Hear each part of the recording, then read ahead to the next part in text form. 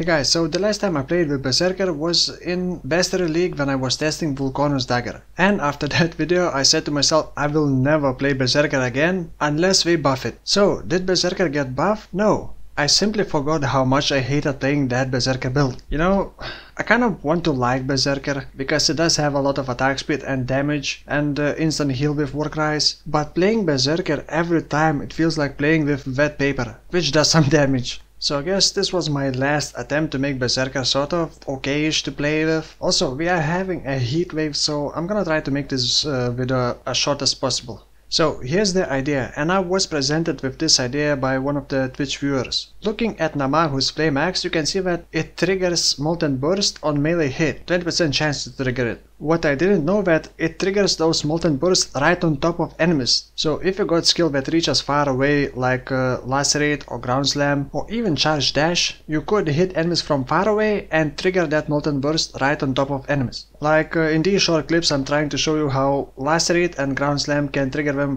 from far away. Remember, it triggers on melee hit, so Frostbite projectiles would not work. So the idea for this build was to stun enemies with Ground Slam and then trigger those Molten Bursts right on top of them. By the way, if you don't know, any support gem inside Ngamahu's Flame Axe will affect those Molten Bursts, and it doesn't have to be linked. Now, the damage from Molten Burst is pretty hard to calculate, because not all balls will hit one target. Also, it has 0.15 second cooldown, so in theory you could trigger it 6 times per second. However, it has 20% chance to trigger, so you would have to attack like 30 times per second just to guarantee maximum amount of triggers per second. Well, at least on average.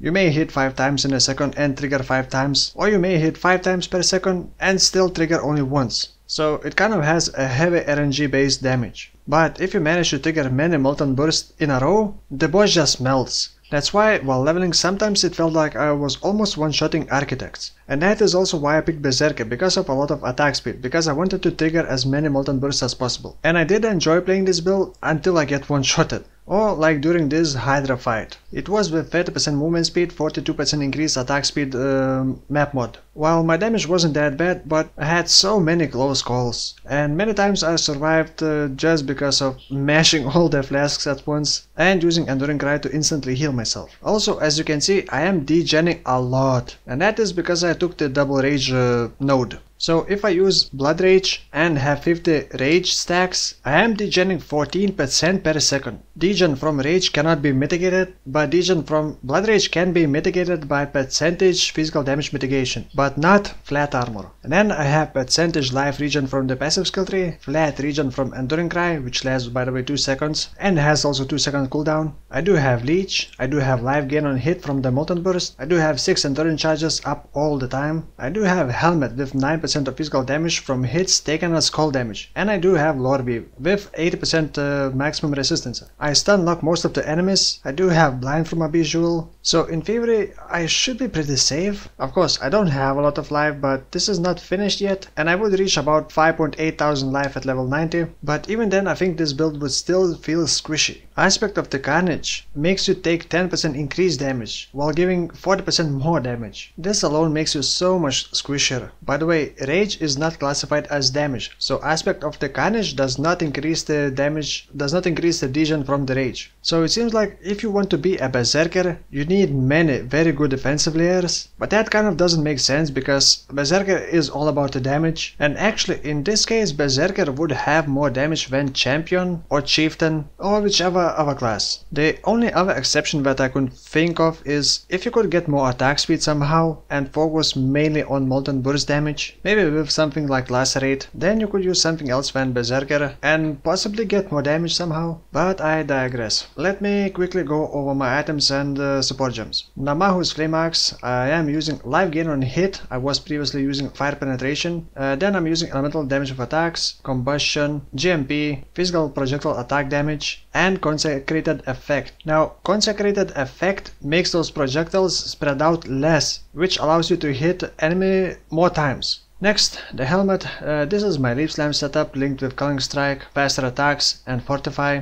Body armor for my main setup, ground slam linked with elemental damage of attacks, rootless, elemental focus, faster attacks, and endurance charge on melee stun, which I do swap for multi-strike against biggest bosses. Endurance charge on melee stun is used to lower enemy stun threshold, and it also gives me 4% more damage per endurance charge, so 25% more. But since I'm using axes and not mace, I don't have access to the best stun threshold nodes on the passive skill tree, and I can't really stun lock biggest bosses. Also, remember I have combustion on my Molten Burst, so Molten Burst triggers combustion, lowers enemy resistance, that's why I don't really need chance to ignite on my ground slam. And I can use elemental focus, which is a big damage multiplier because all my damage is fire. But you may do it the opposite way and use combustion in the ground slam and elemental focus in the Molten Burst setup. I'm just really not sure how much damage I'm actually dealing with Molten Burst. I think on average it adds another 200,000 DPS. That is if the enemy gets hit by 4 projectiles instead of all 7. I think if you swap life gain on hit with fire penetration and all 7 projectiles hit one target, I think it would add about 500,000 DPS.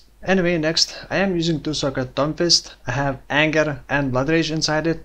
Pretty good jewels with a lot of life, but not that a lot of damage. Then I do have Red Blade Trampler Boots, which give up to 10% reduced enemy stun threshold. And I do have Ancestral Warchief linked with Herald of Ash, and also Increased Duration linked with Enduring Cry. And I had to unlink it because Increased Duration would increase mana cost of Herald of Ash. Then one of the rings with Walrus Mark on hit, crafted myself. Number 1 ring with a lot of damage and some life resistances. Amulet, again fixing my dex int, some life resistances. Belt, quite a lot of damage, some resistances, not that much life, but also reduce enemy stun threshold. And I'm melting passive skill tree, you can check it in the video description. But the most important parts are Point Blank for Molten Burst damage, Iron Grip for Molten Burst damage, Resolute Technique so you never miss, and Avatar of Fire. As a Berserker, first I took Aspect of the Carnage, then Crave the Slaughter, then Warbringer, and from Uberlab Rite of Ruin. And that's about all. I started new build and it's most likely gonna be Crit, Detonate Dead, Guardian with Martyr of Innocent stuff. Don't ask why, just felt like playing Guardian. Anyway, I'm really melting. Thank you for watching and see you hopefully soon.